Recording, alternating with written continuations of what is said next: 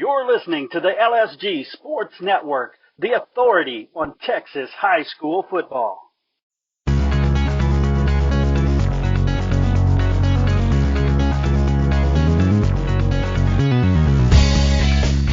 Welcome to the Texas High School Football Coaches Show on Lone Star Gridiron. I'm Chris Daly, and it's my belief that the men that make up the fraternity of Texas high school football coaches are much more than a bunch of thick-necked guys with whistles. They do so much more than teach technique and the X's and O's of football. They take young boys and change them into young men of character. They get kids to believe in themselves, to trust others, and to put others ahead of themselves. Texas high school football coaches are unique in how they impact the lives of these athletes as well as the generations those kids touch. In this show, I sit down with a different Texas high school football coach each time and learn about them. Not their record, not their on-field accomplishments, but who they are and what they believe and what it means to be part of the greatest sport in the greatest state.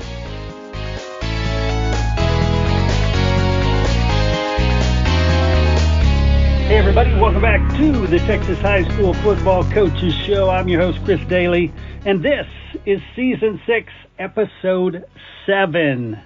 My guest today is a former O-line coach. He's been around a little bit, but he took over as head coach and athletic director of Silsbee a few years back and is doing great things there. Yes, I will introduce you to Randy Smith right after these messages. Hey, if you're involved in your team's fundraising, get this. I was recently introduced to Success Fund, and I was blown away by what it can do. If you're not already using Success Fund to manage your fundraising, you'll really want to check this out. SuccessFund.com. That's Success, F-U-N-D.com.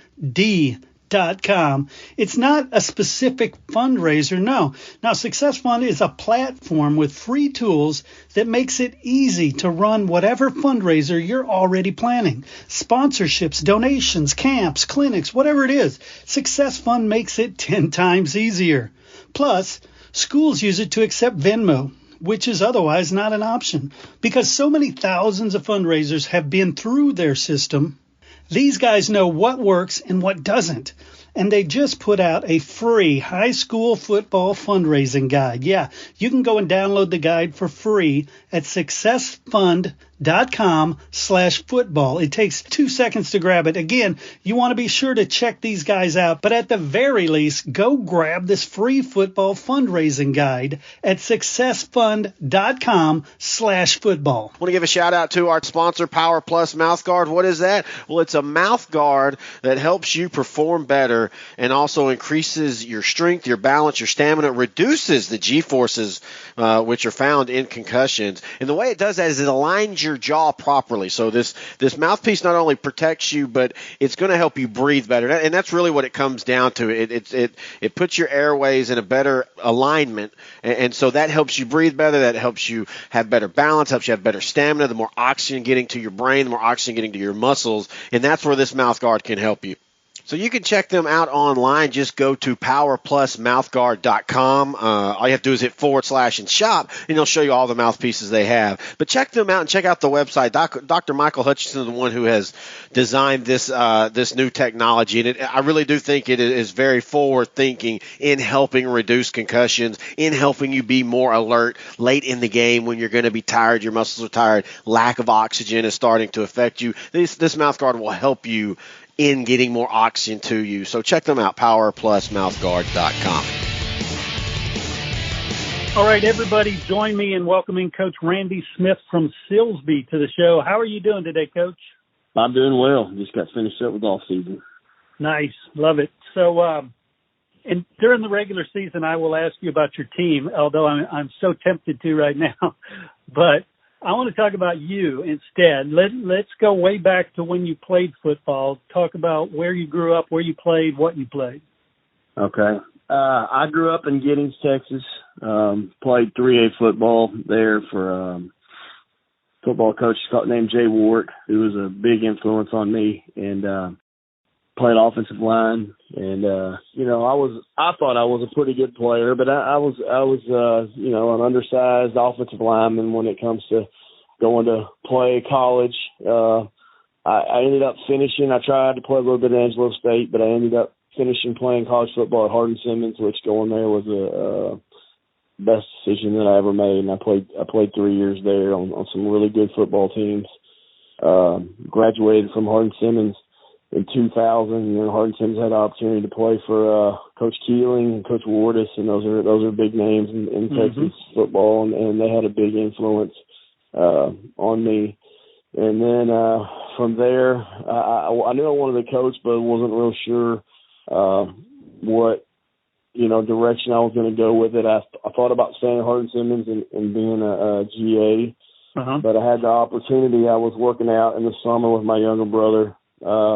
I guess right after I graduated from college, it was in May. I had a little brother who was going to be a junior at Giddings High School, and Giddings was looking for an offensive line coach at the time, and the head coach called me in the office, and I was a college kid with full-grown beard and hadn't shaved or cut my hair or nothing, and went in there in shorts and T-shirt and interviewed for the job. And he pretty much told me, if you can come back tomorrow cleaned up with a tie or whatever and interview with the suit tomorrow, you'll be the offensive line coach here. And so that's kind of how I got started. I coached at Giddings for a couple of years. We went to the semifinals. I was the offensive line coach in 2001. We lost in the semifinals to LaGrange, and that Giddings team was really good. I was probably one of the, up until recently, probably one of the closest chances I have had of winning the state championship. In 20 years, we had a really good football team in 2001. And then I went to Conroe for a year, and then I took the offensive coordinator job at Athens. And I was there for 6 years. Was a part of kind of turning that place around. We went to the playoffs in 2007, which is the first time I think they had gone in the playoffs in like 11 years. Then I went to Corsicana for 4 years. I was the offensive coordinator there in 2011 and 2012. 2011, we went to the semifinals and lost to Aledo. We had a really good team in 2011 at Corsicana. That's a team that I think about too. We were very dominant, and we just ran into Jonathan Gray and Aledo and lost the game. I think it was like 63-28 or something like that. From there, from Corsicana, I went to Cypress Ranch and was there for 3 years as the offensive coordinator. And of course, we had a really good run there. We started a run of consecutive district wins there, and played for the state championship in 2014 and lost to Allen. And that was a real neat experience, and I learned a lot there from Coach Johnson, and how to run a program and how to do all season and things like that, and I learned a lot too from Phil Castles at Corsicana, and Robert Ivy. I worked for him, and Jim Womack. Those were guys that were big, in teaching me how to coach. And then from there, I've been here. This program is from the first day I got here, where we've tried to take it, to the next step. And, we're pushing towards figuring out a way to make it and play in week 16. Nice. So talk about the transition from a line coach to a coordinator to a head coach. What are some of the differences? Well, I think, being an offensive line coach, and I'm kind of partial to offensive line guys. I like hiring offensive line guys, even if it's to coach other positions. I think you have a really good knowledge of the game because of blocking schemes, and you're responsible for coaching 5 and 6, sometimes 7 guys. Of the 11 on the field, you're responsible for coaching those guys, and there's a lot of schematics to it. So from that standpoint, I think, you understand the game. I think the thing that's hard for me and as a head coach is I have a really good offensive line coach here, Coach Jones. Trent Jones, he does a really good job, and that frees me up a lot to be a head coach, and that's the hardest part, is to pull away from, your position guys and be a head coach. And that's one of the things that we've really worked on here, and I think being the head coach and being visible and involved in special teams and and being involved and visible in defense and things like that. That's what's made us better here, where we probably improved the most, and it allowed us to win in the way we have. Nice. And not to get stuck on line play, but for fans that are watching the game, they watch the guy who's got the ball. That's pretty much what they watch. What are some things they should know about line play, or what should they pay attention to understand the game a little differently? Well, I mean, most of the time, I don't care what level it is. Anytime there's a big run or a quarterback makes a big throw, it's 95% of the time due to those big boys up front. And I don't know. It's kind of I guess because I've done it since I was a little kid, it's kind of a knack that you learn as an offensive line guy for recognizing blocking schemes and things like that, And it does make it hard sometimes for a guy like me or an O-line guy to even enjoy a game on TV, because you're just naturally trying to figure out, the center didn't block back there, or whatever happened on that play, or get the tackle overset, or whatever it is, and instead of just trying to, enjoy the game and watch the ball. Some of my buddies say, I'm going to go watch this football game, I'm just going to watch the ball. But it's just really hard to do that, when you're a football guy and you're an O-line guy. And so that's where football's won or lost, is in the trenches. Mm-hmm. I believe that. Even in this day and age where people spread the ball all around, I still think those teams that are really good that win are really good up front. Definitely. I find that I can do one or the other. I can watch the line, see who's pulling, see who's picking up their blocks, or I can watch the guy juking and making, the play.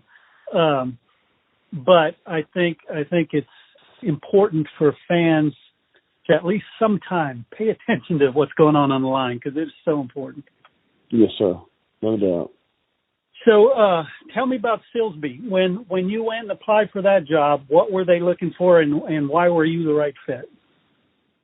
That Silsbee, like I said, they had a Coach McGallion had been here a long time, and he had done a really good job here.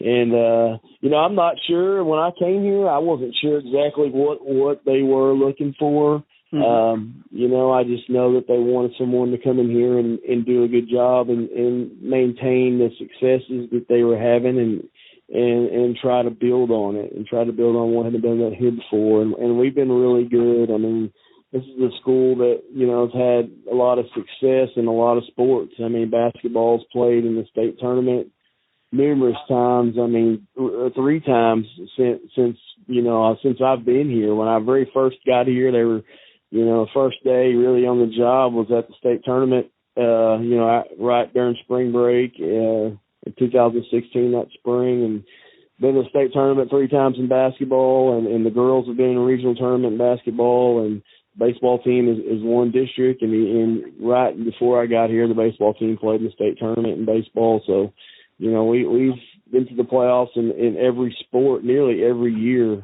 And so, the key and what I tell our coaches is for our kids to set goals for themselves, to try and reach out to be the best that we can be. And, we've done our best to improve off season and summer mm-hmm. strength and conditioning and stuff like that I think helped us.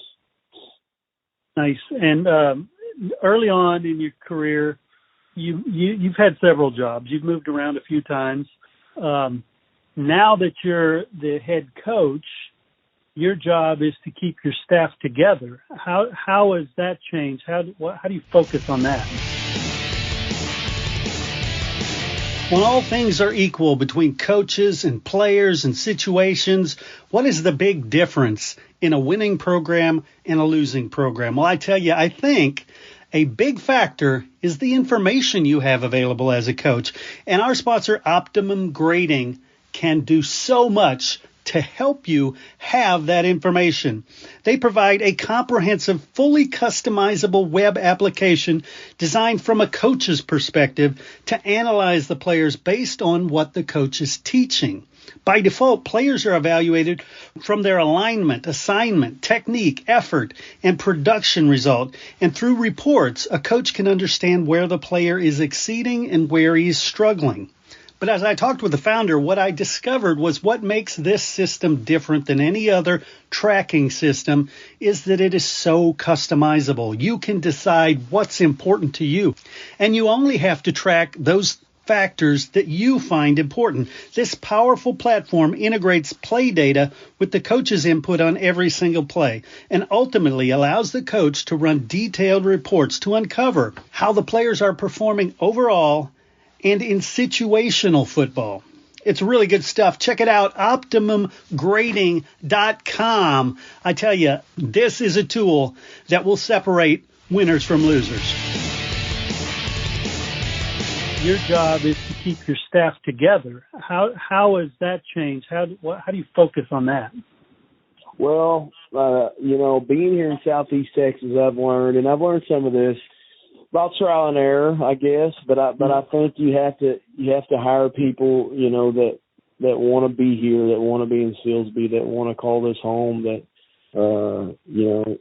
feel like that this is a niche for them, and it's not for everybody, but you need to try and hire coaches that want to be in that small town feeling. And a lot of our coaches, they raise their kids here and on the sideline. All of our kids are on the sideline as ball boys or just running up and down the sideline, and that stuff's important to me. And I want coaches that want to, be a part of that. And I think that's important, and I want guys that want to win and that want to figure out ways to do that. And I've got a good mix of guys. I got some old guys and some middle-aged guys and some young guys, but we all work together. And I think right now we have as good a staff here as I've ever been on, and so that's a big part of our success. Nice. Now you've also you've coached a lot of different size, cities, whether the Cypress Ranch, that's huge. Corsicana is bigger. Talk about the differences between small town football and big city football. Well, I grew up in Giddings, and Giddings is a lot like Silsbee, and of course we had to play Giddings the last 2 years and knock them out of the playoffs. So that was good and bad for me, because when I go home at Christmas and things like that, I have to see all those people. But no, that's the environment that I grew up in. And I have a son that's 11 years old, and it's important for me for him to be able to grow up somewhere where he can experience a lot and do a lot. And that's the difference between.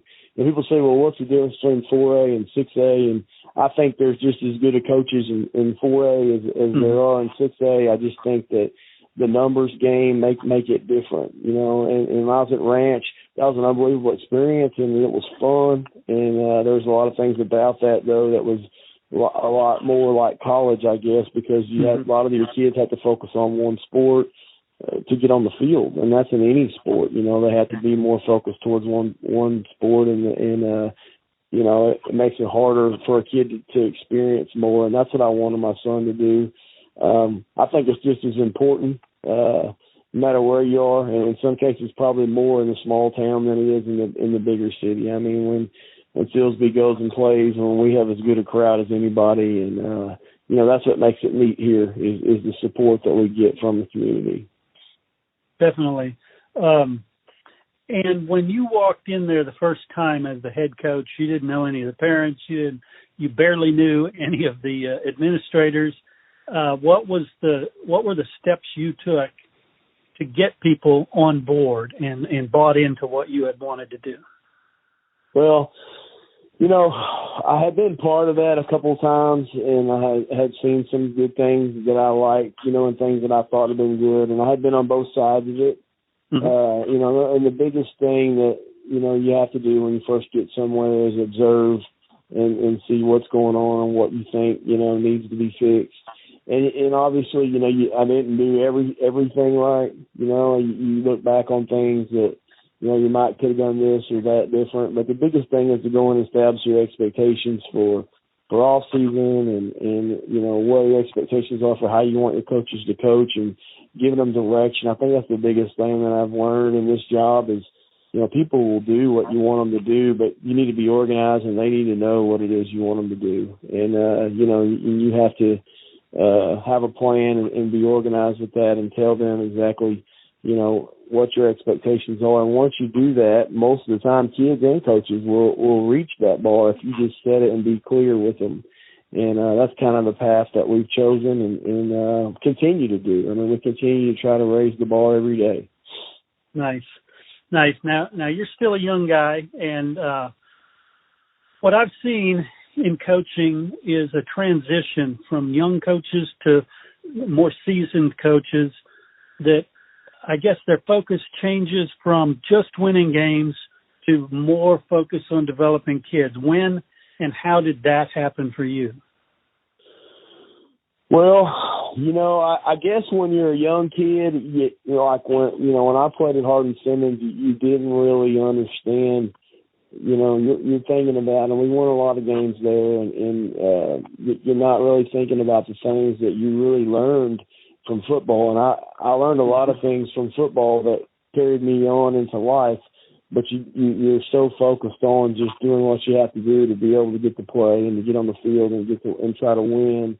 But you don't really realize those things until you're grown. And then I started coaching, and I started to realize that there's more to it than just winning games on Friday night. And I think there's a balance there, between because part of what you're trying to teach these kids is in order to be able to win on Friday night, you have to put in all the work, in between. And I think that's the things that the kids learn that carry them over, that they carry with them for the rest of their life. And, it's just, one of our big things is like right now in our off season is teaching our kids how to compete, and compete in everything that they do, not just in 6-period athletics, but, in the classroom. And I tell them that one day, you're going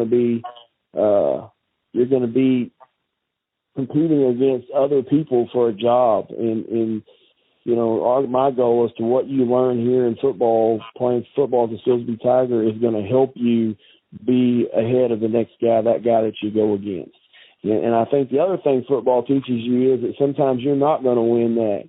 And you're not going to get that job you want. And you're going to have to get back up off the ground and go to work and make yourself better. And I think that those are the things that football teaches you on daily, weekly. Yeah, you're really high and happy on a Friday night, and the next Friday night you could be low and upset, but you got to get back and go to work on Monday regardless. And I think that those are lessons that we constantly, as coaches all over the state, teach these kids. Definitely, and you mentioned some previous coaches that were influential in your career. Talk about the importance of that brotherhood that is Texas high school football coaches. It is, man. That's one thing that I don't think, people who are outside of coaching necessarily understand. And I think all parents don't even understand that is, coaching is a fraternity. And when one kid, moves from one school to the other, I mean, the coach, first thing he does is call the coach to the other school and tries to figure out, what the deal is. And, was this kid a discipline problem or what's the deal? And coaches, talk to each other and, because we're all in this business for the same reasons. And I think, that's something that is pretty neat. There's probably not many professions where you go to clinics and you go places where you share things. I heard someone say, in the business world, that's not happening. People aren't sharing ideas with each other the way the coaching is. And that makes it a unique profession. Yeah, definitely. Well, Coach Randy Smith, I want to thank you so much for sitting down and sharing a little bit of your story with us. Yes, sir. Thank you.